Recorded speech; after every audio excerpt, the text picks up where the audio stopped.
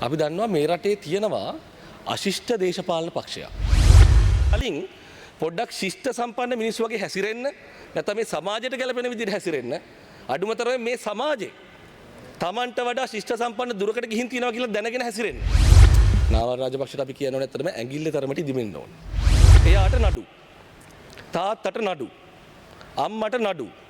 ලොකු මල්ලියට නඩු. පොඩි මල්ලියට නඩු. ලොකු තාත්තට නඩු. ලොකු තාත්තගේ ලොකු පුතාට නඩු. ලොකු තාත්තගේ පොඩි පුතාට නඩු. බාප්පට නඩු.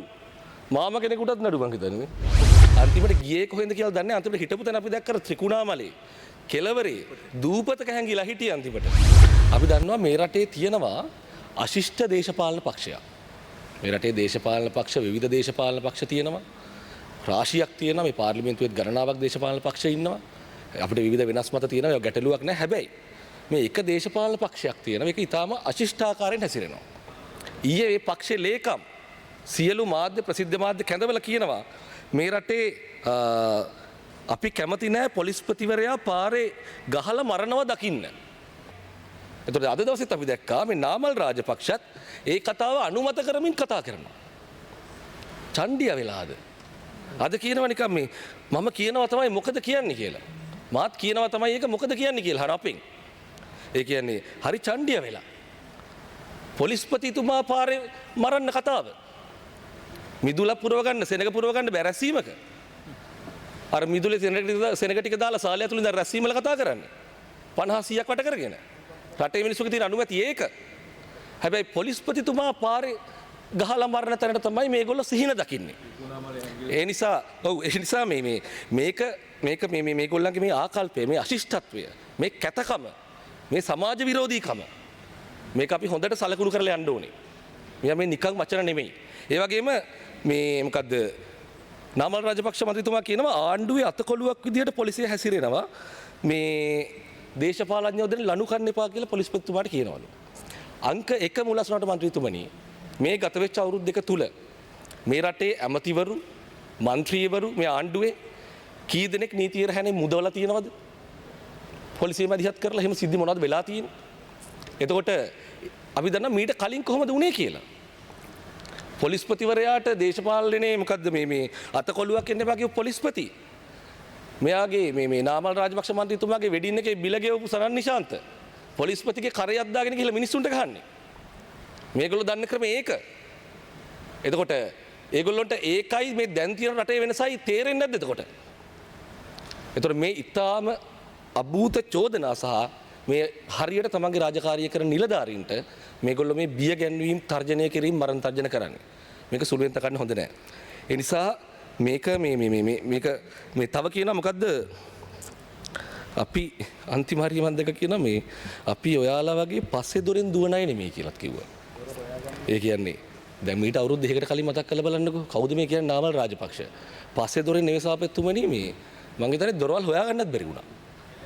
ගිහිල්ලා මේ මිනිස්සු මේ රටේ මිනිස්සු මේ රට කරපු අපරාධය වෙනුවෙන් ඉන්න තැන් වට කරද්දි අන්තිමට ගියේ කොහෙන්ද කියලා දන්නේ අන්තිමට හිටපු තැන අපි දැක්කර ත්‍රිකුණාමලේ කෙලවරේ දූපතක හැංගිලා හිටිය අන්තිමට දූපතක හැංගිලා මුහුද මැද එහෙමයි පැනලා ගියේ දැන් ඇවිල්ලා චණ්ඩි කතා කියන පස්සේ දොරෙන් පැනලා යන්නේ නැහැ කියලා මේගොල්ලන්ට අමතකයි මේගොල්ලෝ පැනලා ගියපු මිනිස්සු එළවපු මිනිස්සු පැනලා ගිහිල්ලා නැට්ටෙල්ලිලා යන්තම් මේ දිස්ත්‍රික්ක 25න් කෑලි ටිකක් එකතු කරගෙන පාර්ලිමේන්තුවට ආවේ දැන් ඇවිල්ලා චණ්ඩිය වෙලා.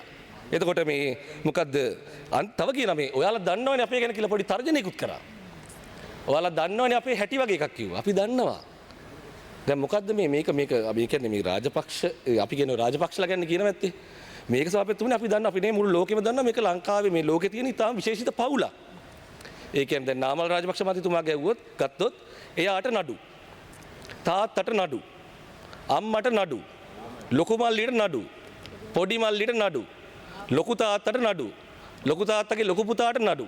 ලොකු තාත්තගේ පොඩි පුතාට නඩු. බාප්පට නඩු. මාම කෙනෙකුටත් නඩු මං හිතන්නේ. මුළු පරම්පරාවම නඩු. මේක මේ ලෝක ඉස්කෝලවල උගන්වන්න ඕන මේ පවුල ගැන. ඒ කියන්නේ කවදාවත් තමන්ගේ පවුල මේ තත්ත්වයට පත් කරගන්න එපා පුතේ දුවේ කියලා. එහෙම පවුලක ආච්චිටත් නඩු. ආච්චිටත් නඩු. දන්නවනේ අපි කෙනෙක් කියලා අපෙන් අහන්නේ දන්න අපි නෙමෙයි මුළු ලෝකෙම දන්නවා.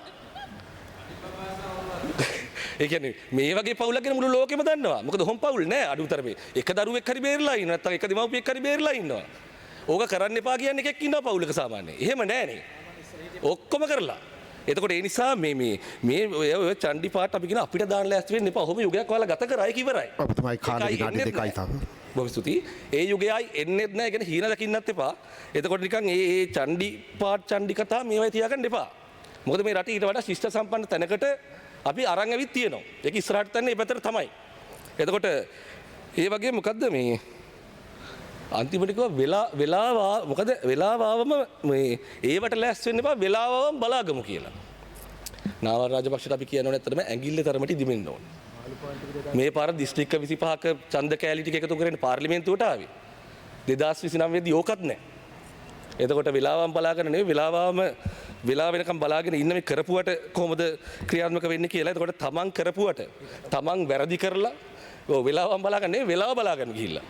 මේ තමන් කරපුවට තමන් කරපු වැරදිවලට අපරාධවලට මේ රටේ නීතිය හරියට ක්‍රියාත්මක වෙලා පස්සෙන් එලවගෙන එද්දී ඒ නීතිය ක්‍රියාත්මක කරන නිලධාරීන්ට විරුද්ධව මරණ තර්ජන කරන ඒ නිලධාරීන්ට විරුද්ධව අපහාස කරන නැත්නම් ඒ නිලධාරීන් බය ගන්නන්න හරි හිතනවා නම් ඒ උත්සාහයට සාබෙත්තුමනි අපි කිසිම ඉඩක් දෙන්නේ නැහැ. මේ පාර්ලිමේන්තුව කිසිම ඉඩක් දිය යුතුත් නැහැ. ඒක සාමාන්‍ය දේශපාලන විවාද සංවාද නෙමෙයි. මේ විවේචන බැනගන්න ඒවා කමක් නෑ අපි හැබැයි රාජ්‍ය නිලධාරීන්ට අදාළව මරණ තර්ජන කරන එක. ඊට පස්සේ මේ පාර්ලිමේන්තුවට ඇවිල්ලා ඒවා අනුමත කරන එක. එහෙම දෙයක් කරන්න මේ පාර්ලිමේන්තුව ඉඩ දිය යුතු නෑ කියලා මම යෝජනා කරනවා. කොහොමද එහෙම කරන්නේ? ඒගොල්ලෝ තාම නිකන් අවුරුදු 15කට විතර කලින් ලංකාවේ ඉන්නවා කියලා හිතාගෙන ඉන්නවද දන්නේ නෑ. අර හිතු විදියට ඕන දේවල් කරන. ඒ ලංකාව වෙනස් කරා මේ රටේ මිනිස්සු. ඒ නිසා එහෙම ලංකාවක් ආයේ හැදෙන්නෙත් නෑ. මේගොල්ලෝ හිතන ලෝකයේ ආයේ හැදෙන්නෙත් නෑ. ඔය වගේ සිතුවිලි වලට ආයේ ඉඩකුත් නෑ. ඒ නිසා කරුණා කරලා ශිෂ්ට සම්පන්න මිනිස්සු වගේ දේශපාලනය කරන්න දේශපාලනයට කලින් පොඩ්ඩක් ශිෂ්ට සම්පන්න මිනිස්සු වගේ හැසිරෙන්න නැත්නම් මේ සමාජයට ගැලපෙන විදිහට හැසිරෙන්න අඩුමතරම මේ සමාජේ Tamanට වඩා ශිෂ්ට සම්පන්න දුරකට ගිහින් තියනවා කියලා දැනගෙන හැසිරෙන්න නැත්නම් අන්තිමට තව මාසයක් දෙකක් යද්දී මිදුල පුරව ගන්නත් බැරි වෙනවා එතෙන්ට මේ යන්නේ ඒ නිසා මේ මිදුලි මල් පෝච්චි මැද්දේ සෙනග පුරවලා 50 100ක් රැස්වීමක් දෙකක් කරලා මෙතෙන්ට ආවට පස්සේ හිතනවා මේ කතා කරන් තියෙන එකම තැන මේකනේ වෙන කවුරුත් මේ අහන තැන මේ රටේ නෑනේ. එතකොට මෙතෙන්ට ආවට පස්සේ චණ්ඩිය වෙලා හතර රටේ නිලධාරීන්ට ඔක්කොටම. එනිසා කාලය අවසానයි. එනිසා මේ සභාපතිතුමනි බොහොම ස්තුතියි. එනිසා මම අවසාන වශයෙන් කියන්නේ මේ නිලධාරීන්ට තර්ජනය කිරීම කියන එක දේශපාලන වාදවිවාද වෙනයි නිලධාරීන්ට තර්ජනය කිරීම විශේෂයෙන් මේ දක්වා අපි මරණ තර්ජන කිරීම. මරණ තර්ජන කිරීම කියන එක ගැන අපි මේ පාර්ලිමේන්තුව විදියට අපි ඒක හෙලා දකින්න ඕනේ මම හිතනවා. ඒ වගේම අපේ ඇමතුමාගේ අපිල්ලා මේ ගැන විධිමත් පරීක්ෂණයක් කරන්න මේකට ඉඩ දෙන්න එපා. බොහොම ස්තුතියි.